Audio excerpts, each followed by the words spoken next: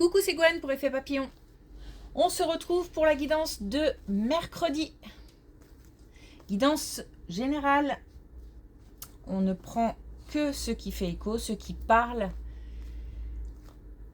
On adapte à sa situation si besoin. Si ça ne parle pas, c'est que on n'est pas concerné par les messages, tout simplement.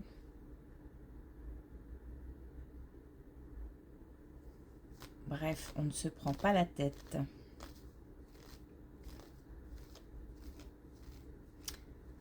Si je dis ça, c'est qu'il y a une raison. Je ne sais pas pourquoi, mais il y a une raison. Ok, alors,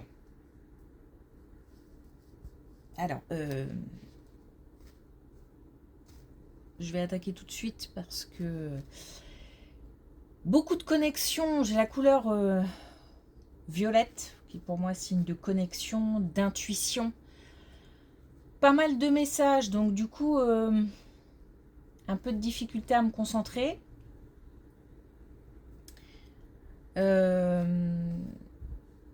Donc, c'est d'une manière générale, je pense qu'on est pas mal connecté et on peut, alors il faut rester. Si on a posé des questions, par exemple, c'est le moment de rester focus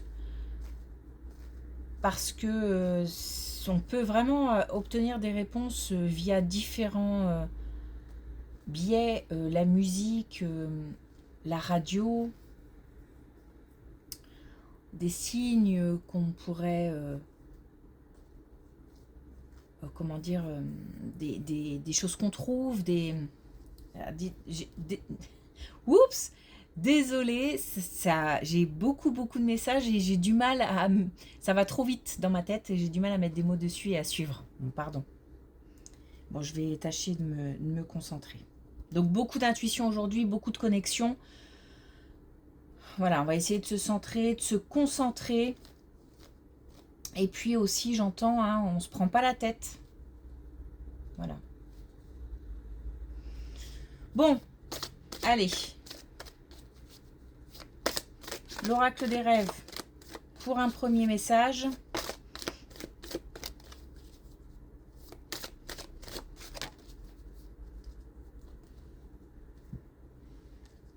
Alors, on a la résistance. Je fais face aux épreuves en libérant ma parole. Donc, on communique. On communique, on dépose, on dit ce qu'on a sur le cœur. On sort ce qu'il y a à l'intérieur et ce qui reste coincé. Donc justement, on ouvre les portes, on ne fait pas place à la résistance.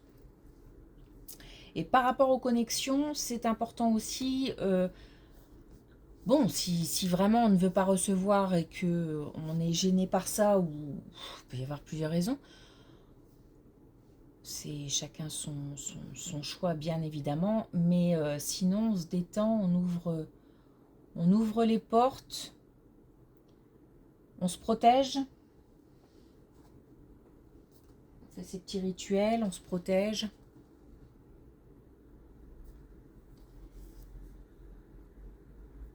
Et on communique. Oh, j'ai l'impression que ce que je dis, ça part un peu dans tous les sens, là maintenant, tout de suite. J'espère que ça va pas être comme ça. Pendant toute la guidance. Ok, alors un message avec connexion avec tes guides. Et on a manifesté votre miracle. Donc encore de la communication. C'est aussi justement faire part de ce qui nous fait envie, de ce qui nous motive, de tout ce qui est positif aussi.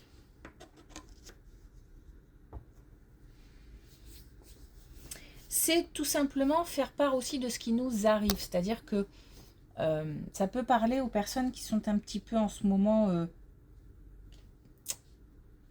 repliées peut-être sur elles-mêmes et qui ont peut-être besoin d'exprimer, mais n'osent pas ou se disent que ça ne sert à rien. Donc on est sur de la communication aujourd'hui. De toute façon, c'est clair qu'on est sur de la communication. J'espère de la bonne communication. Pour l'instant, pour moi, j'ai l'impression de partir dans tous les sens. On va voir. De toute façon, si c'est comme ça, c'est comme ça. C'est pas bien grave.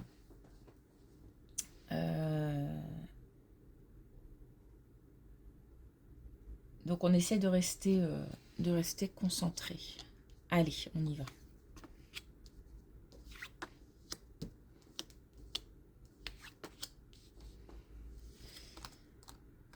Alors, on a de la communication encore, mais on a de la communication dans le cadre du travail. Donc des nouvelles, des messages, des documents aussi. Donc ça peut être aussi des démarches qu'on entreprend. On nous parle de maintenant, tout de suite. J'ai pas le sentiment que ce soit pour l'hiver prochain. C'est maintenant, tout de suite. De toute façon, il y a encore ces énergies d'action, d'urgence, faut faire les choses, il faut avancer. En tous les cas, là, on a une belle colonne puisqu'on a des nouvelles, on a des contacts, des communications dans le cadre du travail, visiblement positifs puisqu'on a la protection, on a l'espoir aussi, donc peut-être des messages d'espoir, c'est-à-dire qu'on n'y croyait plus et puis de nouveau, on peut être confiant et on a surtout la force. Donc ce sont des messages vraiment positifs ou des démarches positives.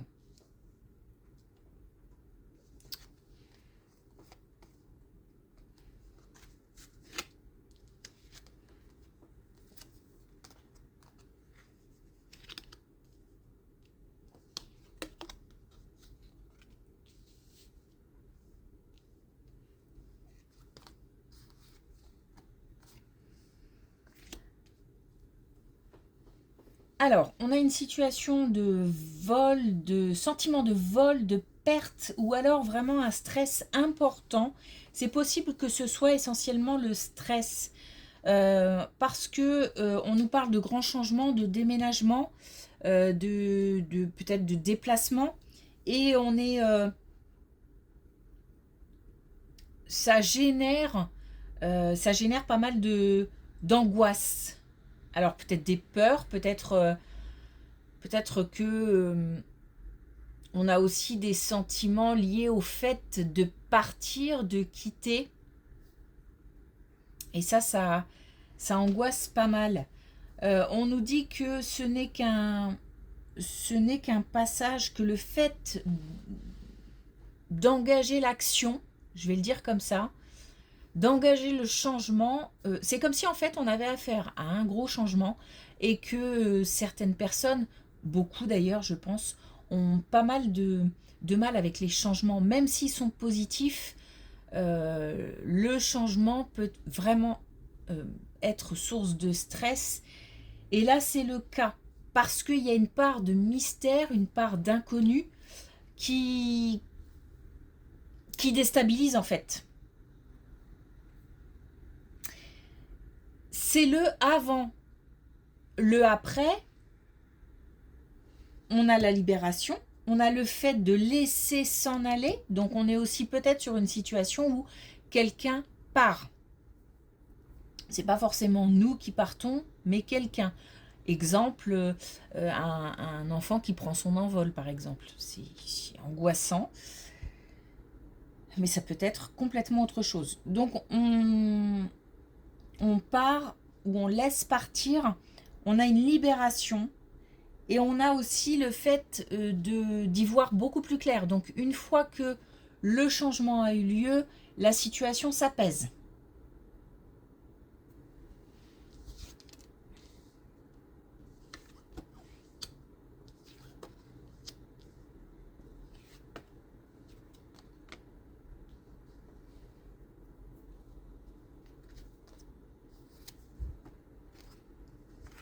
Et justement, il y a pas mal d'émotions à la maison. on est... alors, il peut y avoir un lien, hein, pourquoi pas. On est aussi dans l'attente de quelque chose.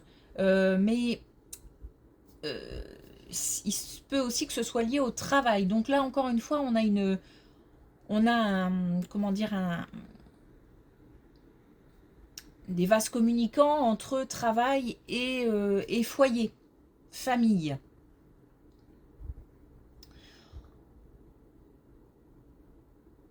C'est comme si on était dans l'attente que quelque chose se termine. Encore une fois, il y a beaucoup d'émotions et encore une fois, il y a une part de mystère. C'est pour ça que ça ressemble quand même pas mal à cette colonne.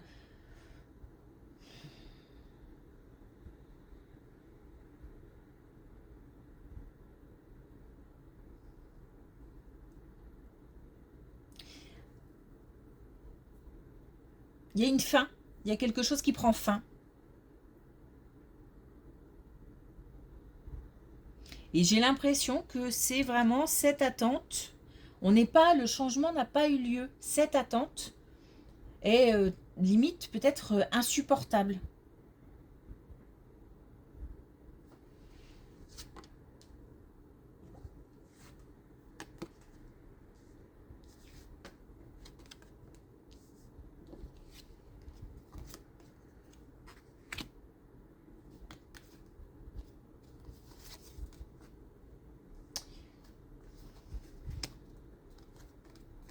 Alors, on nous parle encore de communication, donc là on est complètement sur autre chose.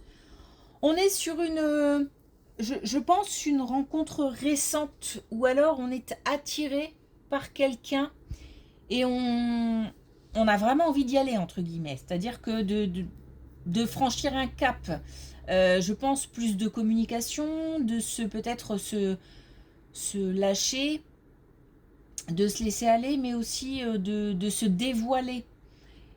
Bon, on nous dit doucement. On nous parle alors, j'ai un chemin qui est trop court. C'est trop direct. Et on nous dit de prendre le temps. On nous dit de communiquer. Donc de communiquer, ok, on peut se lancer à envoyer plus de messages, etc. Mais il ne s'agit pas de franchir, et attention aux communications, ne pas aller trop vite non plus dans les communications. On nous dit, alors, ça parle beaucoup, beaucoup, beaucoup, beaucoup, beaucoup, beaucoup. Donc ça peut parler de tout et de rien, ok. Mais attention à ne pas se dévoiler trop vite en fait. C'est comme si on nous disait de se protéger, de garder, je sais pas, certaines informations pour soi, de ne pas se lancer dans peut-être une déclaration, etc. trop rapide. On nous dit que c'est comme si en fait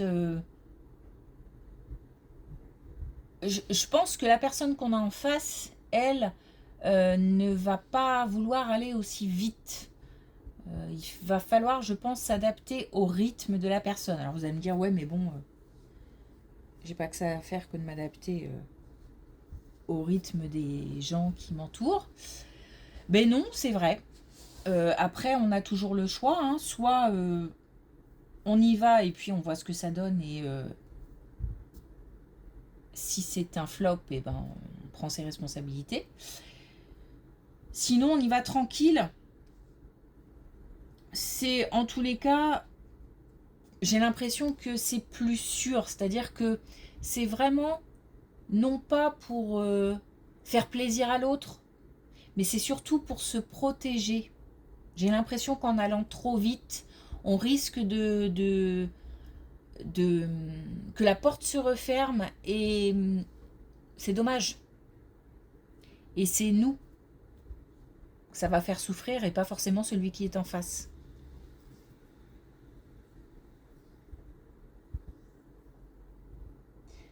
Mais j'ai l'impression qu'on ne veut pas passer à côté de quelque chose. Alors c'est une bonne... Bien sûr, faut pas passer à côté d'une opportunité, de voilà. Et là, on ne dit pas non. On dit juste doucement, prendre le temps.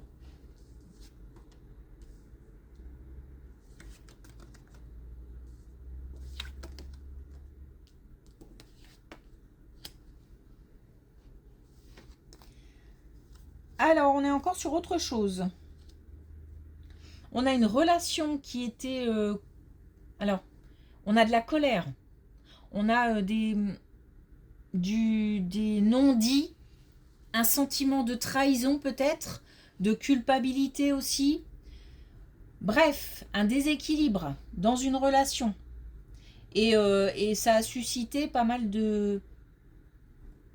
Ouais, pas mal de colère, de la frustration aussi. Parce que peut-être que on n'a pas reconnu tout de suite ses erreurs ou que l'autre, l'autre dans le cadre d'une relation, hein, pas d'un couple forcément, c'est pas forcément un couple là, hein, n'a pas forcément reconnu ses erreurs et on est resté un petit moment comme ça dans l'incompréhension, dans la frustration, dans la colère. Eh bien, on a une réconciliation, on a un apaisement de ce type de sentiment. On a aussi... en fait, ça passe vraiment par une prise de responsabilité, par une reconnaissance des torts. Il se peut même que les deux parties aient des torts. Et du coup, le fait de voir clair par rapport à ça, ou de reconnaître en tous les cas, tout simplement, ça permet d'apaiser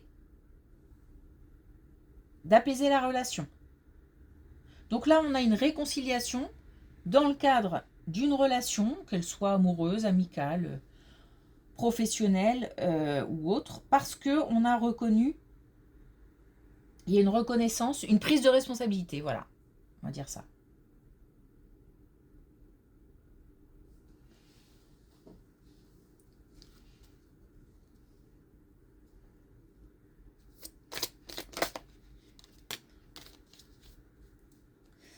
Je me demande si on n'a pas eu hier celle-ci. Alors, bleu ciel. Je me détends sans m'attacher aux résultats. Donc on communique, on manifeste, on reste focus, on essaye de rester concentré. Mais en même temps, on lâche prise. C'est vrai qu'il y a beaucoup d'actions en ce moment, ça bouge pas mal. Peut-être qu'il y a besoin de... Il y a pas mal de fatigue aussi, donc peut-être qu'il faut aussi calmer un peu le rythme.